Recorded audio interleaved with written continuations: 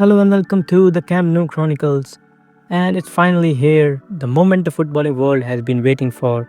The 2025 Copa del Rey final, and it's the grandest of stages. Barcelona versus Real Madrid, El Clasico, with silverware on the line and history begging to be made. This isn't just another game, it's a legacy battle, a war between two giants who have shaped Spanish football for over a century. And just when you thought the Copa del Rey final build-up couldn't get any more dramatic, here comes Real Madrid, doing what they do best, crying off the pitch.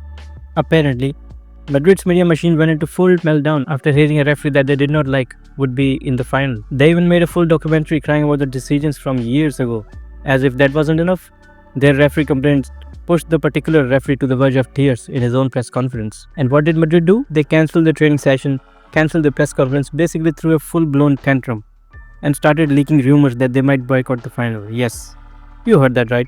The mighty Real Madrid, serial Champions League winners, thinking about skipping a final because they didn't like the referee. Of course, when it all started looking ridiculous, they quietly backed down and confirmed they'll play. Classic Madrid. All bark, no bite. Meanwhile, Barca have been focused, calm and preparing like champions. So while Madrid were busy making documentaries, Barca were busy making plans to lift the trophy. It will be the 8th time these two clash in a Spanish Cup final. Real Madrid have won 4 of those, Barcelona 3. But this time, the momentum feels different. Barca with 31 Copa del Rey titles arrive as the kings of this competition, while Madrid, sitting on 20, come chasing. The all-time head-to-head tells one story. Madrid with 105 wins to Barca's 102. But this season tells another.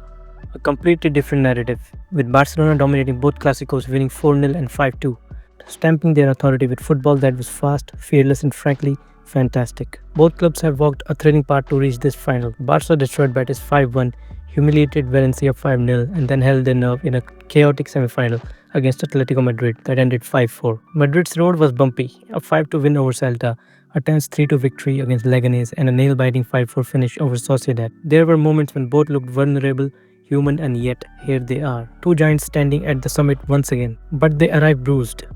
Barcelona are without Robert Lewandowski, their experienced number 9, and Alejandro Balde, whose pace and width will be sorely missed. Marc-Andre ter Stegen returns to the squad but is not expected to start, so Chesney will command the goal.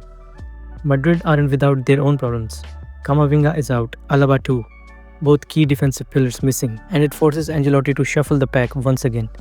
Tactically, it's a clash of styles. Hansi Flick will stick to his DNA. A high press, high line, aggressive transitions and a fearless wide play. Barca love to dominate, to suffocate and to slice open teams with precision through the channels. But that high line has looked fragile, as we saw against Dortmund and even Celta. Moments of brilliance from the opposition have exposed cracks.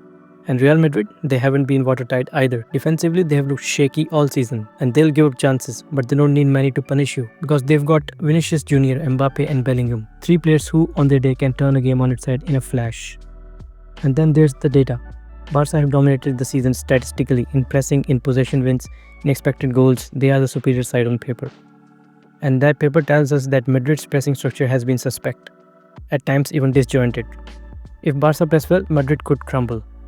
But if they don't, one ball over the top and Mbappe is gone. The matchups are mouth-watering. Lamine Yamal versus Fran Garcia, a teenage sensation against a very promising fullback. Vini versus Koundé, electric pace and trickery against calm and control. The midfield war will be brutal. Pedri and Frankie versus Bellingham and Modric. Brains, brawn and battle. And in goal, Chesney and Courtois will have to step up, because both will face shots, pressure and maybe even the defining moment of this final. Barca's offside trap without Balde will have to be millimeter perfect to catch Vini and Mbappe in stride. A half second off and it could mean heartbreak. But there's belief, because Dani Olmo is in form, dangerous in pockets, brilliant around the box, while Pedri is the metronome, the one who slows the chaos and makes it all tick. Barca's predicted 11 is a youthful but confident team. Ferran Torres up top, with Rafinha and Yamal flying down the wings. Dani Olmo, Pedri and Frankie de Jong in midfield. And a backline of Gerard Martin, Inigo Martinez, Kubarsi and Koundé. It's bold, it's brave and it's ready. Expect Barca to have the ball, to dictate the play, to press high and pin Madrid back. But Madrid will lurk, waiting for that one moment of weakness. This final won't be easy. It will be tense, tactical, explosive and emotional. One mistake could decide it.